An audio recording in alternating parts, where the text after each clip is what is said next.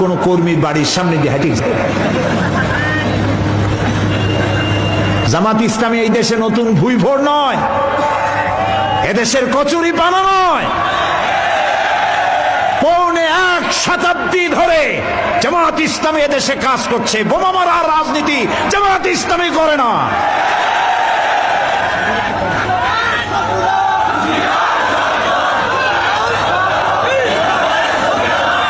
আপনারা জবাব দেন, ইতিহাস আছে এরকম জামাতের বোমা মারা? এদেশের এমন কোন গণতান্ত্রিক আন্দোলন নাই, সেই পাকিস্তান থেকে শুরু করে এই পর্যন্ত প্রত্যেকটি গণতান্ত্রিক আন্দোলনের নেতৃত্ব দিয়েছে জামাত ইসলামী। মারামারির পথ ধরে নয়, গণতন্ত্রের পথ ধরে। বিশ্বাস করুন। জামাত কি চায়? কয় এরাও চায় আল্লাহর আইন, আর ওই জেএমবি ওরাও চায় আল্লাহর আইন, কাজে দুইটাই মিল আছে।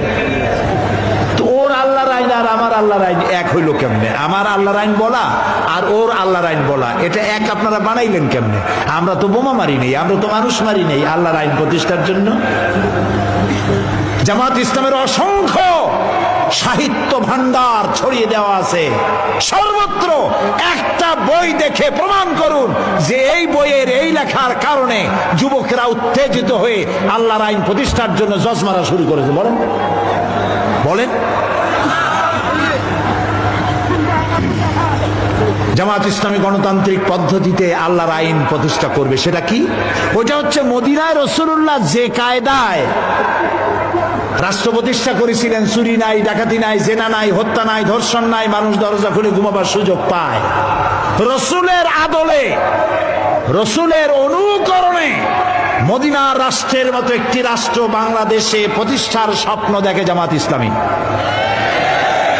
ওই স্বপ্ন পূরণের জন্যে যদি প্রয়োজন হয় জামাত ইসলামী 100 বছর অপেক্ষা করবে, চরমপন্থা অবলম্বন করবে না।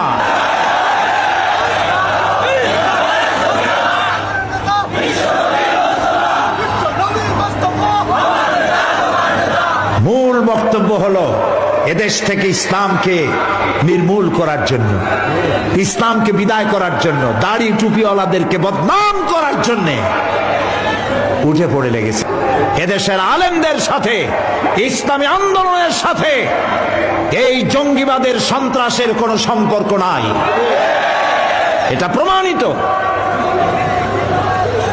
যারা দাড়িওয়ালা টুপিওয়ালা ধরা পড়েছে, আমরা বলেছি যত বড় আলেম হোক, যারা ধরা পড়েছে যদি প্রমাণিত হয় যারাই এই কাজ করেছে, এতটুকুন দয়া দেখাবো না, অনুরোধ করব না, ছেড়ে দিতে বলবো না, এমনকি জেলখানার অন্ধকার প্রকোষ্ঠে সকলের অসাক্ষাতে ফাঁসির দাবিও করব না। বলবো আলেম হোক, পীর হোক, ইসলামী আন্দোলনের নেতা হোক, যেই হোক, বোমা মারার জন্য যদি প্রমাণিত হয় সে করেছে, তাহলে পল্টনের ময়দানে তাকে দাঁড় করিয়ে ব্রাশ ফার করে গোশত হাড্ডি বাতাসের সাথে উড়িয়ে দাও।